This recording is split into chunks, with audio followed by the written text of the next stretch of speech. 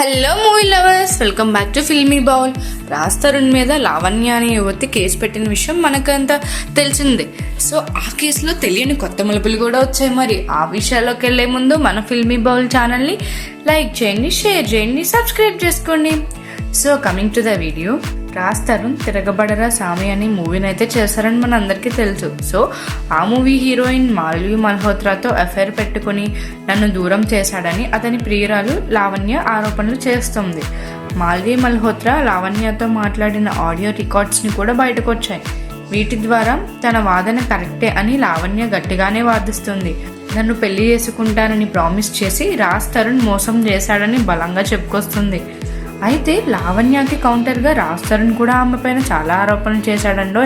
అదేంటంటే లావణ్య గతంలో మస్తాన్ అనే వాడితో రిలేషన్షిప్లో ఉందని, నా మీద ఇప్పుడు కేసు పెట్టినట్లే సేమ్ ఇదే కేసుని అప్పుడు మస్తాన్ మీద పెట్టింది, గుంటూరులో పెట్టిందంట మరీమా. అయితే ఆ ఫిర్యాదుకు సంబంధించిన కాపీలు తన దగ్గర ఉన్నాయని రాజ్ తరుణ్ అంటున్నాడు. అలానే నాతో రిలేషన్షిప్లో ఉన్నప్పుడే మస్తాన్తో ఆమె కలిసి తిరిగేదని కూడా ఆరోపణ చేశాడు. తను ఏ పని చేయడం లేదని, డ్రగ్స్కి బాగా అలవాటు పడిందని రాజ్ తరుణ్ అన్నాడు. డ్రగ్స్ కోసం నన్ను ఎప్పటికప్పుడు డబ్బులు అడిగేదని తెలిపాడు. అయితే కెరియర్ స్టార్టింగ్లో తనకి షెల్టర్ ఇచ్చిందనే కృతజ్ఞతతో సాయం చేస్తూ వచ్చానని అన్నాడు. అంటే కొంచెం గ్రాటిట్యూడ్ ఉంటుంది కదా, సేమ్ అదే గ్రాటిట్యూడ్తో ఆమెకు హెల్ప్ చేశాడంట. అయితే మొదటి సినిమా రిలీజ్ తర్వాత మేమిద్దరం రిలేషన్షిప్లో ఉన్నామని, అది కొంతకాలం మాత్రమే అని రాజ్ తరుణ్ అన్నాడు. ఆమె పైన గతంలో చీటింగ్ కేసులు కూడా నమోదయ్యాయని రాజ్ తరుణ్ చెప్పుకొచ్చాడు.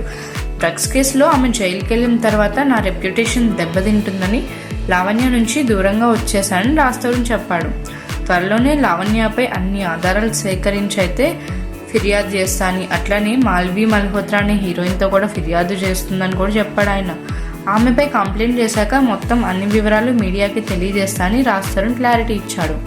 లావణ్యాని నేను అన్ని చోట్ల బ్లాక్ చేశానని, దీంతో ఆమె బ్రదర్తో ఫోన్ చేయించి మరీ డబ్బులు డిమాండ్ చేస్తుందని రాజ్ తరుణ్ చెప్పాడు.